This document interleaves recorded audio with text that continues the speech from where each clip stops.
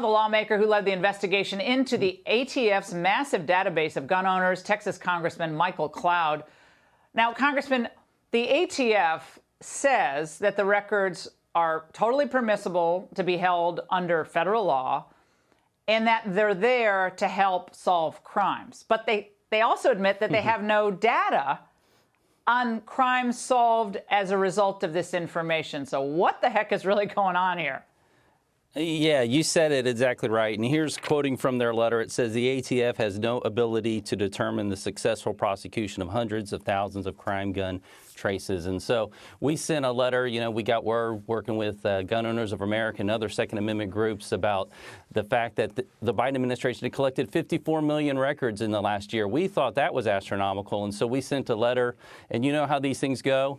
Sometimes you get a letter back when you start an investigation. Sometimes you don't. Well, we got a letter back, and boy, was it shocking. Over 1 billion records that the ATF has. And it's illegal for the federal government to have a federal gun registry. A lot of Americans are wondering, when does this database become a registry?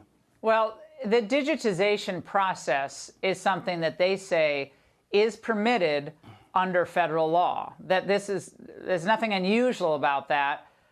But is your main concern that these people cannot be trusted, given what their view is of the Constitution? The president today said he referred to the unenumerated rights in the Constitution. So if they get some judge to say the right to safety means your right to gun ownership has to be curtailed, then his next nominee to the court could very well vote that way down the road, and goodbye Second Amendment. Well, we understand that the Constitution was put limiting restraints on a federal government strictly for these purposes, and you nailed it on the head in the angle when you talked about the American people.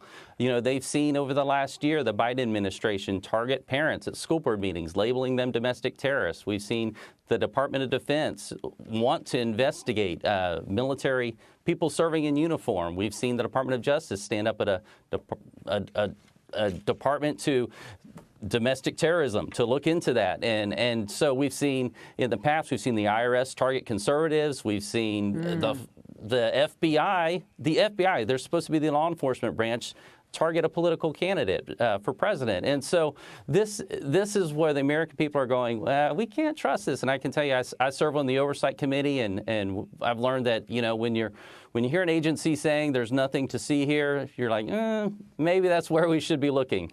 Well, Congressman, during the lockdowns, during the BLM riots that just destroyed block after block in major American cities, it scared people. And as a result, people are buying a lot more guns. The owner of this Max and Shooter Supplies indoor range in Des Plaines, Illinois, told Fox firearm sales were up 200% from 2019 to 2020, pretty much kept pace throughout 2021. So if the Biden team really wanted to reduce the number of guns being sold in the United States, wouldn't they support policies that actually work to keep criminals in prison? For the Biden administration to come out and say that they think that they're suddenly supporting law and order in this country is almost laughable at this moment. We can't keep track of who's coming across our border, but we can track 1 billion gun records. This is the American people get this, and like you said, we're seeing crime go up in cities because we're not enforcing the law. So criminals seem to have more rights than law-abiding citizens.